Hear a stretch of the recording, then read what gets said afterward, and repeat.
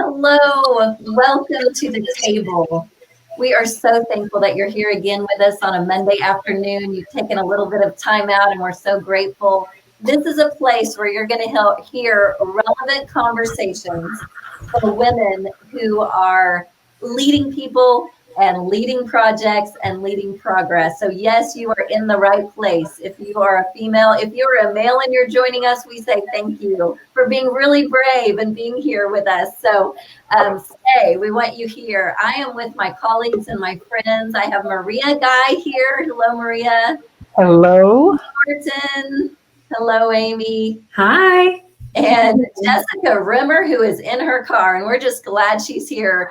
Jessica's had a kind of a day of it. So we're just glad that you're here. And we said, you know what? Life is messy. So let's just show everyone that our lives are messy, like your life might be messy. So whether you've got it all together today or you're falling apart, we just want you here. So welcome to the table.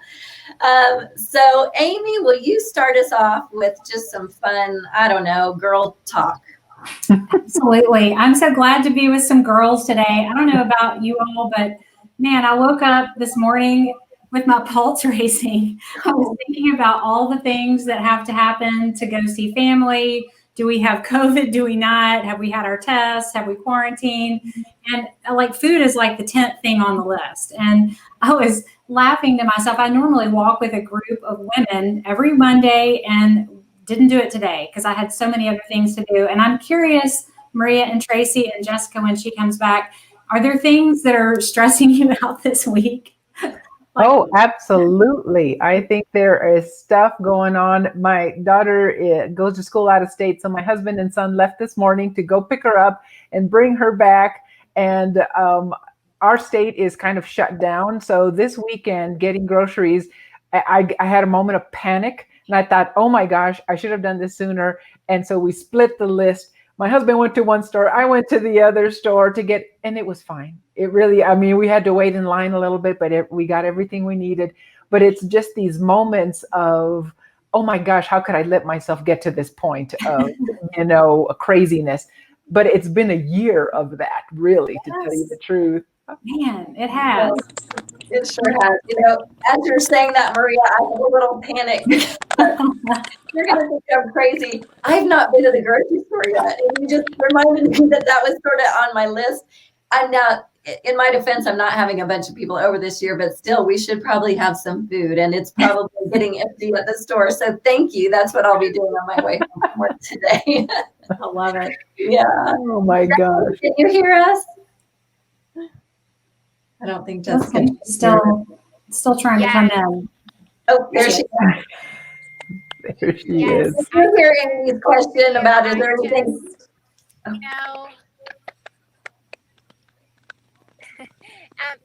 Is the question about whether or not my day is falling apart or what? Sure. Tell us what's going on. Yes, we accidentally got locked out of the house. So the kids are off of school for Thanksgiving and we are eating candy canes in the car. But now we've got the keys and we're headed back to solve the problem. So all good. Okay. Awesome.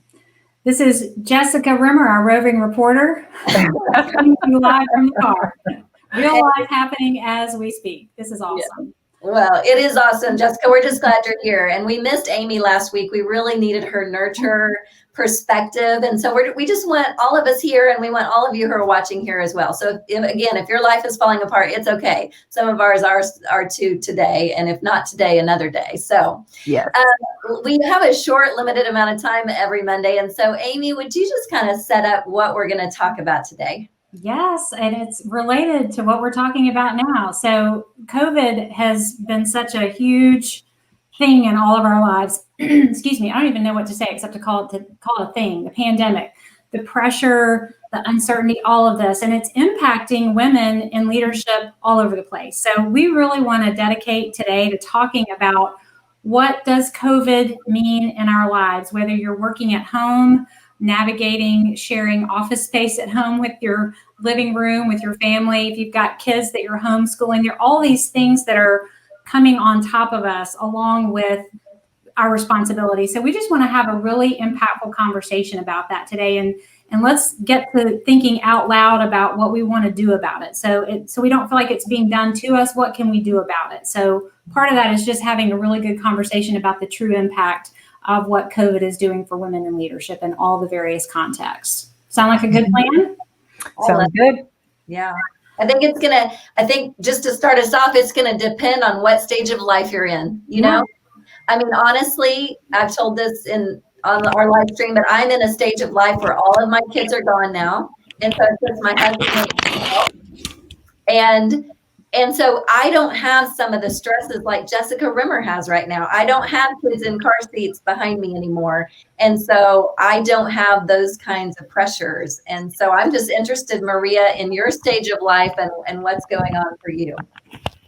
Well, I am in a similar state of a little bit of chaos this morning, but my kids are in college. One's here, one's out of state.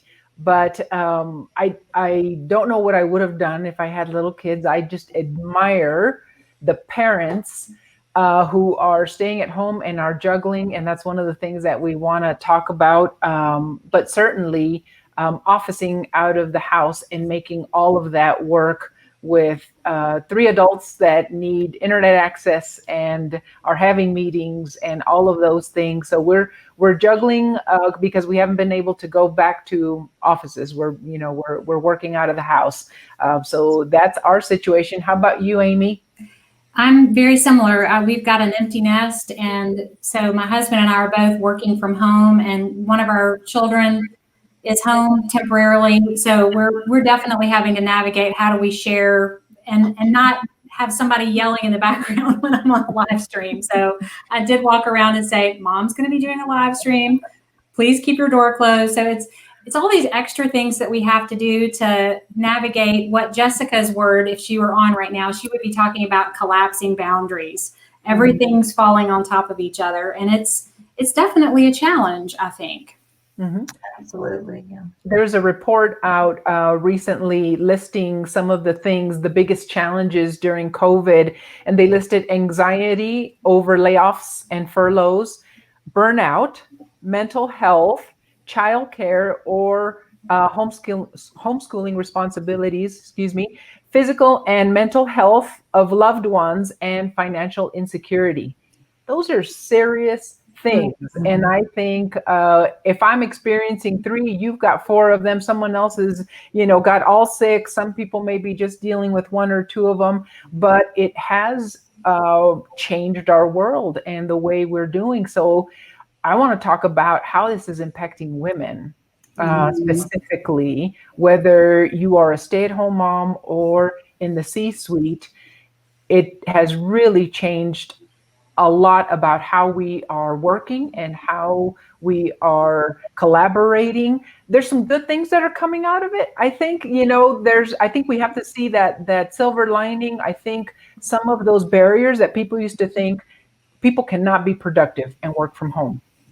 People have demonstrated that they can be productive and work from home. In fact, some companies are switching the way they are thinking about their recruiting and saying, well, maybe we can recruit from not limited to who can drive to our physical office, but we can begin recruiting from somewhere else, which is great. But the people that are dealing with things now, it's changing the way companies are doing, and it should be also a change in the way we see ourselves and the people that we're working with, especially if you are a woman in leadership and have some authority of making some of those changes. I think we need to be talking about some of those. Amy, you and I have clients that we're dealing with every day. What are you seeing that the women that you're coaching are dealing with? Well, I think there's a plus and minus. Hi, Jessica. Oh, this is good. This is really good. So I'm seeing pluses and minuses. On the plus side, we're learning how to be a little more efficient and spend less energy on certain things is what I'm seeing from the women that I'm working with. On the minus side, it's that collapsing boundary idea. There's work all the time and not a clear break between when I'm at work and when I'm at home, and then mentally disengaging from the work, that it's spilling over into areas of life that it shouldn't. So some efficiency on some side, and then too much of it. So what are you seeing, Jessica? Yeah, I think the collapsing boundary is a good way to say it. I think also the collapsing support system, right? Like there are a few different things. Like today, I was supposed to have a babysitter, but she got exposed to COVID. And so that's one of those things that's like, well, it is what it is, and that's me personally. But with my clients, I see a lot of mental health happening, like taxed mental health on the basis of there's almost no structure to the things that we can expect to happen on a day-to-day basis. And so I think the fluidity of what's happening in the world, not always being a bad thing, to your point, Amy. I think that the piece about picking up efficiencies, we're not traveling, we're maybe able to throw in a load of laundry. So on one hand, there being fewer boundaries is helpful. But on the other hand, I think sometimes our brains and our mental health is impacted by the fact that we don't always know how to process when we don't have a structure to rely on, whether that's an actual structure of something like childcare or, something like a basic expectation that, tomorrow I'm going to be able to go find a turkey at the grocery store, right? I mean, just like the collapsing structures, I think, have produced some good things and some hard things, and people, I think, are struggling to make sense of it, and our brains feel a little scrambled on some days. Yeah. Absolutely. Yeah. And this idea of, I don't ever remember a time in my lifetime where I didn't know when something would end. Like the fact that it is open-ended, we're resilient. Women are resilient when you know that your pregnancy is 9 months, right? But if you don't know when you're going to have that baby, you can start to lose your mind. And so I want to hear from those of you that are joining us via chat, Facebook, LinkedIn, the giant platform. I just want to know your perspective, let's just be real with each other and let's hear it. We do have some things coming in really quickly. Cassie says she has 4 kids here, running 2 nonprofits. Her husband is an essential employee. I mean, can you imagine? Yes, Jessica, I can't at this point in my life, but wow, that's a lot, Cassie, to be taking on. And so we want to hear from you. Keep it going in the chat. Yeah, I was coaching some employees, some clients, and some of the things that they're dealing with is right along what you were saying, Tracy. It reminded me of male and female. If the people working or around you, are trying to stay safe, but the people that you're living with are fearful.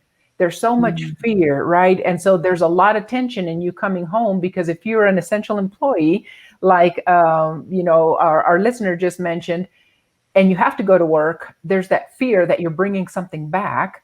And so that has caused a lot of tension among some of my clients, that you're going to get us all sick. And so that can really be difficult to deal with, because you just left the stress of work and you're dealing with the stress at home that potentially you could be, bringing something back home. And that can be really difficult, in addition to the childcare and the housework and all of those things. And just the numbers, I know there's a lot of single dads out there, but single moms are having to shoulder all of those burdens on their own. And even in a 2-parent household, typically the women take on the responsibility of household chores and the childcare, the majority of the responsibility. A lot of people will share some of that, certainly, but there are some real pressures out there. I think we've made some progress in people are being more considerate, when there is a child in the room, where no one looks at it anymore as like, well, I wouldn't say no one. They're less likely to say, oh my gosh, that is totally unprofessional. There's more grace, I think, than there was in the past. And so that is a good thing. But these pressures of the nonstop being on all the time need to be addressed. And I would love to talk about some strategies. What can we begin to do to change this, or at least bring a little bit of relief. But I think acknowledging it is really just the best place to start. I agree, Maria. And as you're talking, I'm thinking about how we're all in contingency planning mode all the time. And I think as women, to your point, that often we shoulder a lion's share of the home responsibilities. I feel like that's all I'm doing is making contingency plans. My husband had COVID a couple of weeks ago. Thankfully, it was a mild case and he's well now. But I was thinking downstream effect. I've got a retreat I have to facilitate in 2 weeks. What if I've got COVID? What am I going to do about that? And I'm the only one who can be there. And then the washing machine's broken. It's all these things. And one thing to add to the conversation, Maria, that I'm thinking about right now is the notion of expectations. One way I'm letting myself off the hook is by saying, Amy, your expectation from 2019 that you're going to be able to manage all of this is not possible right now. So I'm having to reframe how I'm thinking about my own expectations about what's realistic day to day. That's a great point. Maria, would you kind of just share this tool that we use here at Giant about expectations? I think it would be really helpful. It's really relevant to what we're dealing with now, because what you thought was a good idea on January of 2020 is probably needs to be reframed, whether it's productivity and performance expectations. They may not be realistic anymore. Performance expectations for yourself, your home, but also the workplace. So that green zone is realistic. This is where you understand and this is reasonable, or these are the expectations that you have of other people. You move out into that yellow zone on either extreme, and it's either going to be limited over to the left expectations, which means you've lowered your expectations. You're not expecting so much. And resigned is you're completely not expecting anything good to come of the situation, which can also lead into a negative loop that, you know, is not healthy for us. So if we move over to the right-hand side, we start getting unhealthy again. We go from realistic to unrealistic. Now you're expecting to have the same holiday season that you had in 19. It's not going to happen in 20. You need to readjust. You may not have the same performance in your work. You may not have the same things that you were able to accomplish. And it's just adjusting some of those things. And then we get to the very unhealthy place of impossible. And oftentimes we set these expectations, right, that are impossible. And it's interesting how I find myself, I set expectations for myself in my head that I would never put on anyone else. And so why would I, do that to myself? Because I, have this need to perform, or I don't want to let people down, or I feel like I'm going to be judged less than or not as good as if I don't perform. But I think it's a reframing of all of those expectations. Say, how do I get back into that green zone? I mentioned things were locked down in our state. We're not going to have Thanksgiving the way it's going to, we're normally have it with family, potluck style. And I just thought either I take it on and I make the whole thing myself, or I just readjust my expectations. My kids told me, we don't even like turkey, Mom. And I'm like, oh man, are you serious? Okay. And so we're having filet mignon on Thursday because it's a treat. And I'm not going to get up at 5 a.m. and I'm not going to put in a turkey that 2 people want to eat, 2 people don't want to eat. And I just thought this will be the year where everything is just going to look different. But how can I still be grateful and have joy and do, and keep it normal and sane?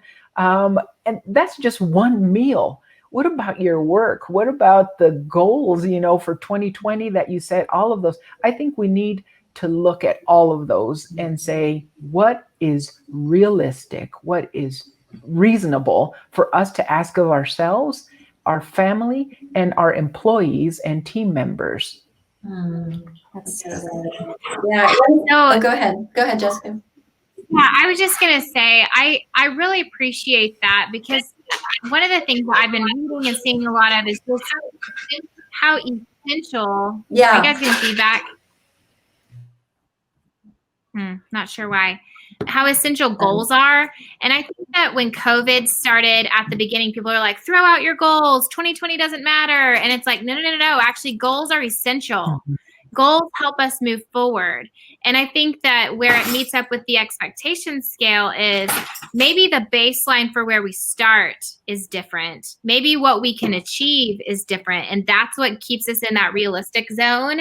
But we have to have goals. Human beings need something to move toward. And it doesn't mean that they have to be SMART goals and that, but we need something that we're aiming toward because it helps focus our purpose. And I think that that's one of the things that I saw happening in the beginning of 2020 and all of COVID. Is people are like, you're doing the best that you can. And it was almost like this, let it all hang out and burn all the goals to the ground reality. But I think, no, like, we need goals and we need to figure out what does realistic look like. Not throw out the goals and resign all your expectations for the year, but what does it look like to have a realistic set of goals and expectations right now, given our starting point being different, given the fact that our baseline stress level when we wake up in the morning is different than it was in 2019. Absolutely. Jessica, I noticed in the chat, Carrie said she let go of 3 nonprofits that she was taking care of because she couldn't do it anymore. Thank you for sharing that. So I think it's great for us to recognize what we can and can't handle and reframe our expectations around what that is for where we are right now. I think that's a really healthy way to look at things. And I love your point, Jessica, about we got to have goals. We have to have some kind of vision for what we want to achieve and where we want to go. It just needs to be realistic. So we may have to do some serious reframing of what it would have been a year ago is not what it's going to be right now. Yeah, I read about some really good strategies for that. The first one was to reset the goal. Whatever you thought in January is probably not going to work. And maybe you've had to do some tweaking along the way. If you had projects planned, narrow the scope of that project. Maybe you wanted to accomplish, a lot of things. And maybe this year is the year that you get the first phase of it done, or 25% of that project. Or if you have to complete that entire project, then extend the deadline. Extend the deadline so that everyone knows, okay, we're going to get as much done. But I think you're right. We need to draw a line in the sand. We need to either reset, narrow the scope, or extend the deadline if there's no option. But there are different ways of looking at something. It's when we get stuck and we think it had to look like what I originally said it was going to look like. And now I'm a liar, or I'm a failure, or I couldn't follow through. That's where we force ourselves back to move into those unrealistic and impossible expectations, when probably people, if we were willing to have that conversation, would help us adjust those, probably to levels that are even less than we thought were being expected of us. But communication, having those conversations, whether it's your children, your significant other, roommates, coworkers, we need to talk. And I think that's part of what we're doing here, is having that conversation and say, let's, open up this topic and put it out there, because I know a lot of women are concerned about how they're being perceived. And there can be a bias, men and women, whether, you are having to handle more things at home. Are you really committed? Are you really getting all that job, completed to the same standards? Maybe you're not, but let's have a conversation about what that looks like in this season. Empathy becomes really important at this point. And let's not forget that, because it'll help us weather so many of these different storms. Amy, your thoughts, I would love to hear. Oh, so many good thoughts around what you're saying, Maria. The first thing in my mind is that talking about it is so important. I already feel better now that I've unburdened myself that I didn't exercise today, and that's okay. It's all right. And I'm thinking that sunlight is such a good sanitizer. We drag things out into the light and they're not scary anymore. So if we're willing to talk to people that we trust, and tell them the thing that we're worried about. I'm worried I'm not doing as well in my job. I'm just mentally fatigued from all this COVID stuff. I don't know what to do about it. Simply having that conversation with somebody who's willing to listen empathetically makes it a lot less of a scary problem, just because you've said it out loud, is what I think. Absolutely. I think if you're a woman and you're a senior leader, you have a tremendous opportunity to demonstrate this, just to be empathetic and listen. So I have a client, and she is a senior leader in the C-suite for this very large organization here in my state. And she said, people just want you to listen. She said, I was ready to figure out what do people need. And so she went and talked to several of the individuals that were being sent home to work. And she said, maybe one or two actually needed something. One said, I don't have a desk. Is it possible for us to, of course, we'll get you a desk. And someone else needed some accommodation, babysitting or something. But everyone else, she said, they just wanted to be heard. They just wanted to know that we cared, that we were worried, that we were thinking about them, that we were concerned about the family situation. And once people had that opportunity to just have an empathetic ear, they went back to work. That just was so meaningful. And I think it surprised her and the other leaders that that's all it took. So I think this is not the time to say, hey, just, suck it up. This is just the way it's going to be. Everyone is going through something. No, pause and listen to what it looks like, what you're going through, and just say, I'm so sorry. Is there anything that we can do? We're not lowering expectations. We're adjusting them. There's a big difference there. Yeah, that's so good. And keep your eye open for those around you. This weekend, I saw a friend who's single, and honestly, I had not even thought of the single women out there and the single men. She had gotten COVID and had just come out of quarantine after 2 weeks. She said, I literally almost broke mentally because I'm already by myself a lot. And that was complete solidarity for 2 weeks of her life. And she said, goodness sake, it just about got me. And I hadn't even really considered that. And so reading the chat here, someone else, Heather, I believe it said that, people are, let me find it. It's definitely a tough time. She said, I find myself frustrated when people I work with pretend like it's business as usual. So you just kind of have to open your eyes and think about this different person, that person, with kids, without kids, widowed, single, whatever it is. It's just hard, right? Just hard. Well, we're coming up on our time, which goodness, it goes so fast. Any last words before I'm going to let Amy have the last word, and that's going to be just a challenge for those of us, because sitting around and talking about it is helpful, but I think if we can put some action steps in place, can be helpful, right? So anybody before Amy does that, Jessica or Maria, any last words? Yeah, I think the one thing that I'm seeing that is potentially the most unhelpful thing that leaders are doing is they're going, well, I mean, if I were in their situation, and rather than going like, hey, tell me how I can help, they're comparing how they would handle the situation to where their employee is. And I think one of the things that we need to do is when we adjust our expectations, we have to consider the capacity of that person. The further up we are in leadership, the more resourced we are, the more accommodating and helpful our spouse. Like, there are so many different factors, and everybody's situation is different. And so I think the most empathetic thing we can do is go, what support do you need? What does support look like, feel like to you? And to your point, Maria, sometimes it is listening and sometimes it's a desk.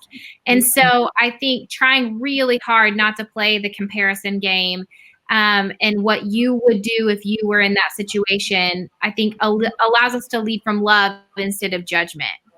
And I think also exploring what your employer or what your support system can offer. Maybe you're not employed, maybe you're at home, who can you lean on?